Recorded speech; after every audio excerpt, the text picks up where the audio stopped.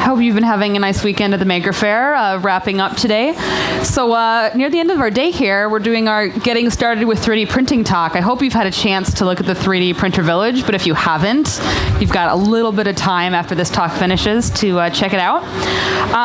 We're going to be talking about 3D printing and what it's all about, and we'll do sort of a 15 to 20 minute presentation, and then I'll answer any questions that you have.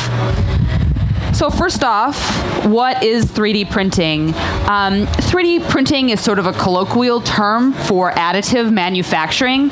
And additive manufacturing describes any process that is essentially controlled by a computer and built up in layers. And that can be done in lots of different materials. Most of the 3D printers that you're going to see out in 3D Printer Village are going to be this type here. See if I can get that video to run. Maybe not, I'm on a different computer than I was yesterday.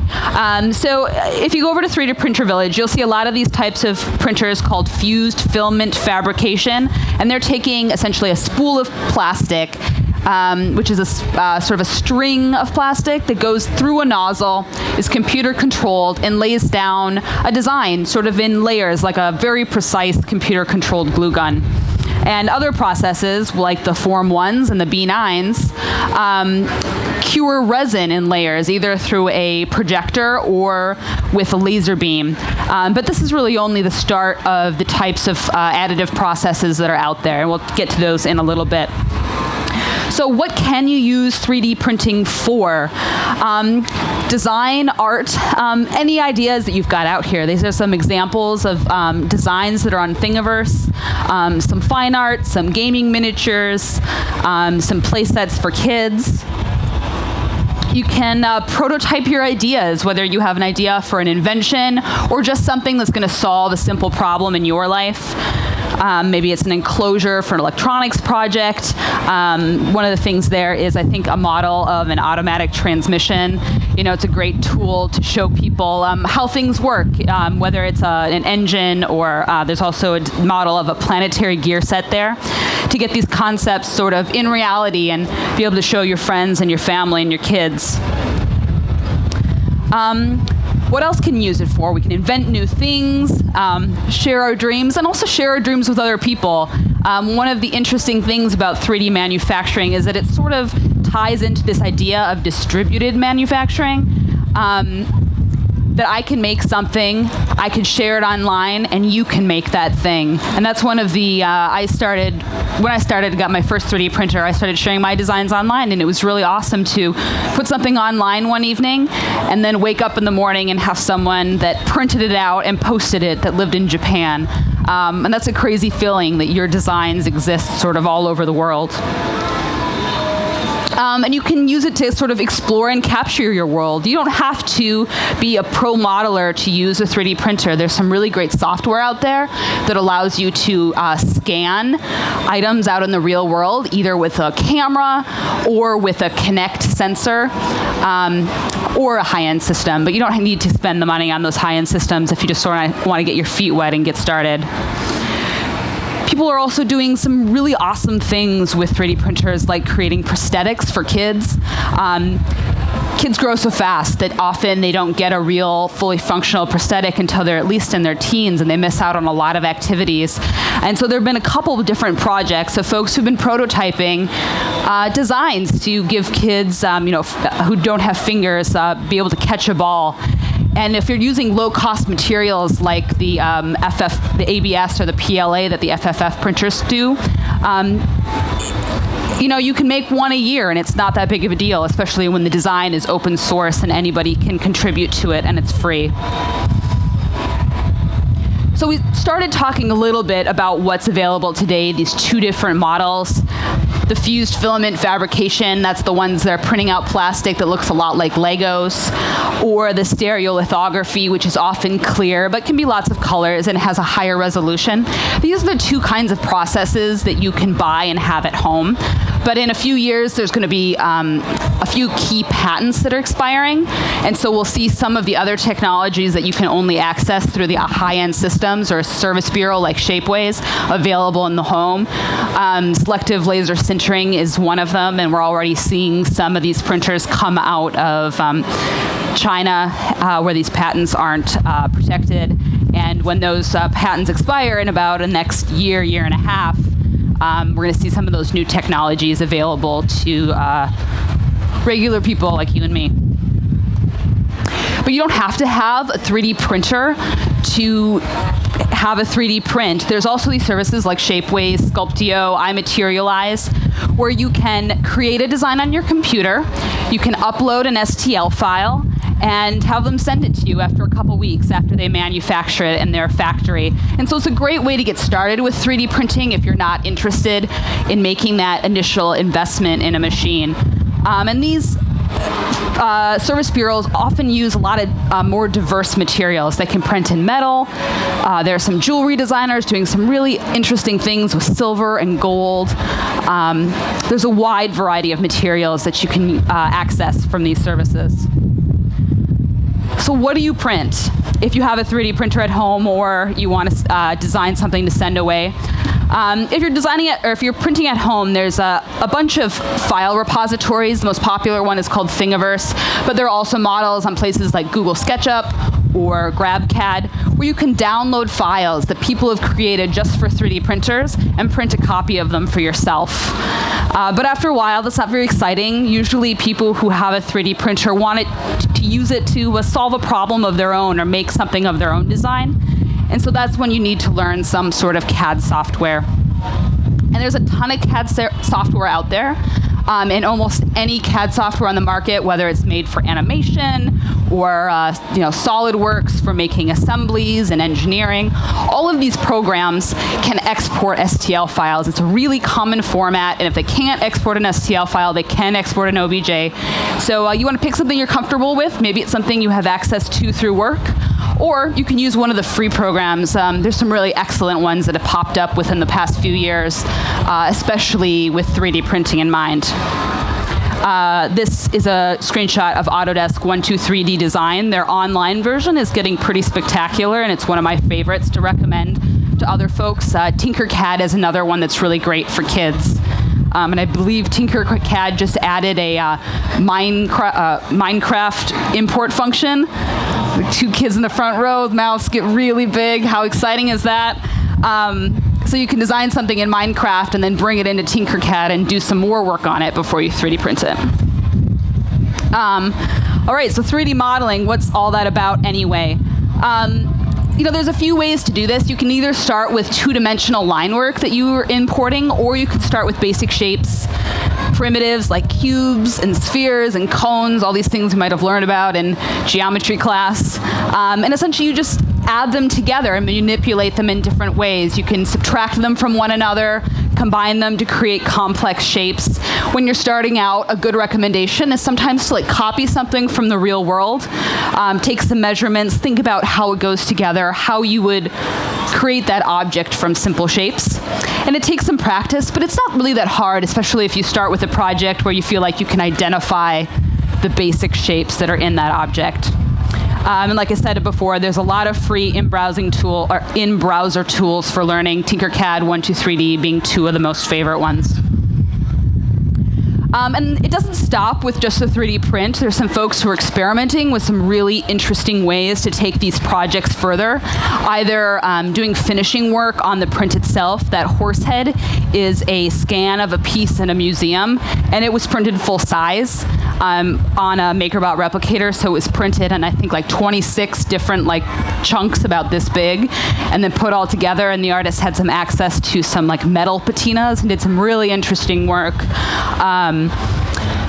Doing some faux finishes on that. And then there's also some photos here. There's that lollipop in the lower hand corner of a Tardies, and so somebody had created a design, created a food-safe silicone mold, and then used that to cast the lollipops. And people are doing the same thing, casting with metals, casting with various forms of clay. There's really interesting in the Met Museum's table inside. Somebody had done some negative, it's actually a three-dimensional accordion book by Tom Burtonwood, but how they're using it in there is they're pushing Play-Doh into the voids and making sort of prints of Play-Doh. So there's some interesting ways to try to incorporate this technology. It doesn't have to end with the plastic print. And you don't have to print in just plastic. We talked about how some of the service bureaus out there already print in lots of other things, in metals, in different grades of plastic. But you want to remember that additive manufacturing means any computer-controlled process that is being built up layer by layer. And so the future is already here. You hear about on the news, people are like, oh, and we just heard, our guy from space talking about the future. If we're going to 3D print cells, we're going to be printing putting biogels. A little windy here. We're going to be putting biogels through a nozzle and placing them very accurately so we can make cellular structures, or blowing this way up in scale and tying a big giant nozzle that feeds cement from 3 huge trees and using computer controlling a giant nozzle. And so, all these things you hear about, they're like, oh, we're 3D printing. It really just means that we're building up designs layer by layer with lots of crazy materials. And I'm really interested to see sort of how this technology goes forward into the future. So we've got some learning resources. If you're interested in purchasing a 3D printer in the near future, Make Magazine is going to publish an ultimate guide to 3D printing. It's their 2nd issue, and that comes out in early November. I've got some reviews in there. Read them, they're great. And that's just good advice. If you think you want to jump in, there's lots of different printers out there, and it can be tough to parse out how to get started and what's the right printer for you, and that's what that issue tries to do. There's also some great books on the and the Maker Shed, Getting Started with MakerBot, and some other great books as well. And then this is me. My name is Kacie Hultgren. I go by the handle PrettySmallThings online, and you can find me on Twitter and Thingiverse, and send me an email and ask a question. That's all totally cool. And that is it for the standard presentation, and I would love to answer any questions that you have. Yes? How do I change the color of this? Oh, of the print? Okay, so if you're walking through 3D Printer Village and those kinds of printers, the color is actually inherent in the plastic. And so there's a roll of plastic, and it looks a lot like, I don't know, think about it like yarn, like a spool of string, right? It's what would go in a weed whacker. It's actually almost identical to what would go in a weed whacker. It's just a little bit more highly machined. And so the color is actually inherent in the plastic. Now, there are a couple different systems where, in addition to putting down the material, then it's also using an inkjet printer, which is like the printers that print on paper, and then adding color like that, so you can actually print an object that's full color, like a video game character. Yeah. Go ahead.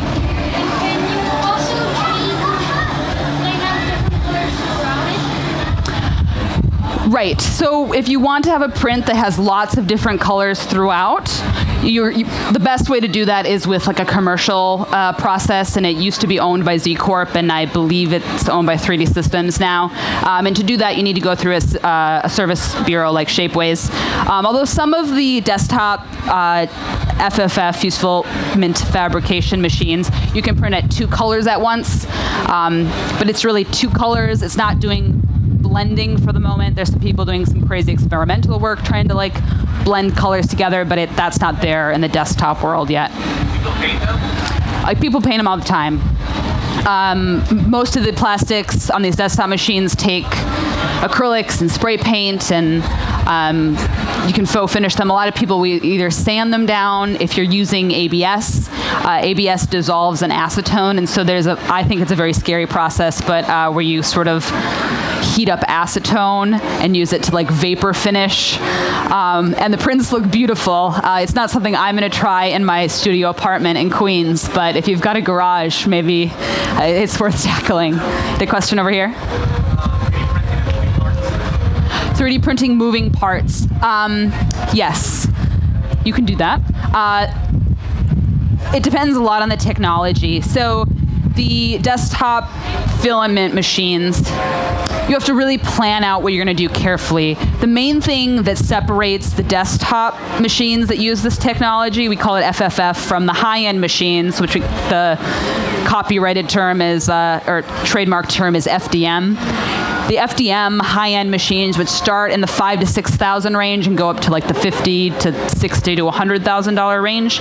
They print in two materials. They print in a dissolvable support material and in the plastic that you're going to be left with. And so you have a lot more options to print in place moving parts because you're going to dunk it in a chemical at the end, and that second material is going to dissolve away, so you can do a complicated gear set.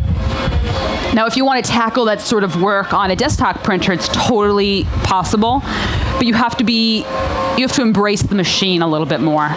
You've got to keep in mind some of the more complex rules of how those machines work. You've got to get to know, all of these machines are different manufacturing processes. It is rapid prototyping, and you want to feel like, oh, I can just print anything, and you can print anything, but if you want to be on the bleeding edge and push that threshold, you got to get to know the technology. I sort of say it's like you wouldn't try to knit a sweater with a welder right off the bat. You might be able to do that if you're really good with welding, but you got to understand your tool if you want to push it. And with desktop printing, print in place movable parts is sort of an advanced maneuver. If you're on a site like Shapeways or Sculptio or iMaterialize, they'll indicate very clearly what materials you can print movable parts, interlocking parts in. That's the key word to look for, interlocking. And they'll tell you what the tolerance between the parts needs to be so that they don't fuse together in the printing process.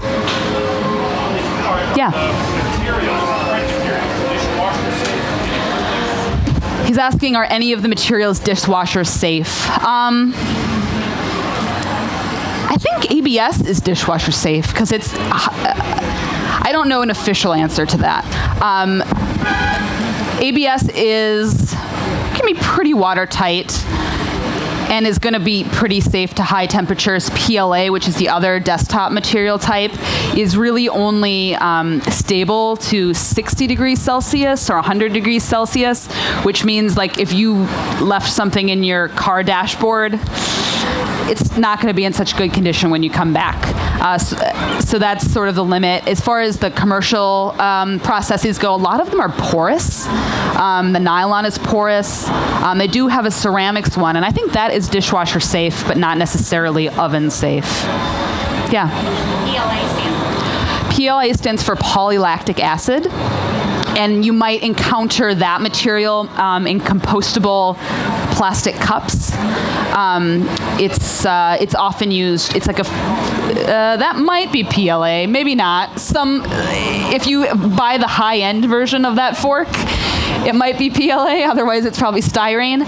But PLA, if it is done in a food-safe machine, could be food safe inherently, whereas ABS really isn't. The desktop 3D printers that you can buy are not food safe machines. So once you put the plastic through, it went through some oil and some grease and a dirty nozzle, and maybe you don't want to eat off it anymore, but the plastic itself is food safe. Yeah. Yes. Sure. So how we measure resolution on a 3D printer is by layer height, and that's expressed one of two ways. It's either expressed in millimeters or microns, and so you'll see it dictated both ways. So 0.1 millimeters is equal to 100 microns, and that's sort of important as you're sort of parsing through these different printers and different processes, because we use both. And so on a desktop FFF 3D printer, you're going to be looking at sort of a low resolution of 300 microns. So it's going to be 3 layers in a millimeter. You can sort of visualize that. Down to 100 microns, which would be like 10 layers per millimeter. That's about the size of a sheet of paper. It's pretty standard as a high resolution, though there are definitely printers that push that. The Ultimaker that just released their second generation machine advertises 20 microns as their high resolution. Now you got to realize that each of those layers takes like the same amount of time. So if you're going from 300 microns down to 20, I don't know, I'd have to do the math, but that's like a lot more layers, and it's going to take a lot more time. And the problem with some of these machines is that you don't necessarily, especially on the desktop machines that sometimes are kits, what's hard to quantify is the accuracy. Like, it's very, you can have a 300 micron print that looks better, that you perceive as looking better, than a 100 micron print that has like poor registration. So that layer height value is only like one part of the picture, but it's what most people use to describe it. When you're talking about the more high resolution processes like the Form 1 and the B9, I think they're down to like 25 microns. I mean, it's the sub 100 that gets to the point where you really can't see the layers anymore. Yeah.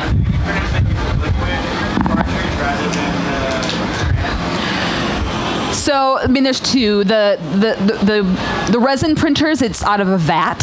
It's sort of a vat, and you're curing it while it's like in the vat of liquid, and that's called SLA. The pro level machines, those ones use something that's a lot more equivalent to a inkjet cartridge, and are laying down the plastic and then curing it with a laser. But that is not technology that has hit the maker scene yet. That's still only available on the high end. The ones that are in the maker scene are melting down the plastic? Yes, they're putting it through a nozzle. It is almost literally a precise glue gun. Is there any off-gassing from that? Yes. There is, and there were some studies that came out earlier this year about off-gassing, and I don't know enough to quote them precisely. So there's two main plastics that people are printing in, and then some other experimental ones. But ABS, which is what Legos are made of, I think they were saying it has sort of the equivalent off-gassing of like cooking on your stove. Because some people were all up in arms after these reports came out, and people were like, oh, it's really not that big a deal. It's sort of like the equivalent of cooking on your stove with some pans. Some people are bothered by the ABS smell, if people are particularly, especially if it's closed room without good ventilation. If you're working with the PLA, that tends to be a little friendlier. It has more of a sweet, more natural smell when it's printing, and tends to be a little less noxious, and it tends to be the recommendation if you're going to be working in an environment with lots of people, or if you're in a school. Anybody else? Yeah. Can you print in silicone? I don't think I know of anybody printing in silicone. I know of a lot of people who make silicone molds off of 3D printed masters. You know, who will take, and that there was... If you wanted to make a fake mold, you make it out of your PLA. Right. Make a silicone mold out of that, and then... Right. My friend Matt Griffin, who has a book coming out, I believe, in January, called something like Design and Modeling for 3D Printing. It's on the Make. It will be sold through Make. He did some really awesome experiments with some people who are like cake designers and some other food people, and they documented that process all the way through. Although I think you can find it online too. It's something that people have been definitely experimenting with. I think I need to wrap up. I am happy to answer any additional questions off to the side. Otherwise, Dawn Undine from the Met Museum is going to be giving a talk about some of the making initiatives they're doing at the Metropolitan Museum of Art on the live stage, and this is where I'm going to head, and listen to some of the cool things he's talking about. They're doing some really awesome stuff. Yeah, thank you so much for being a great audience. Have a good rest of the day at Maker Faire.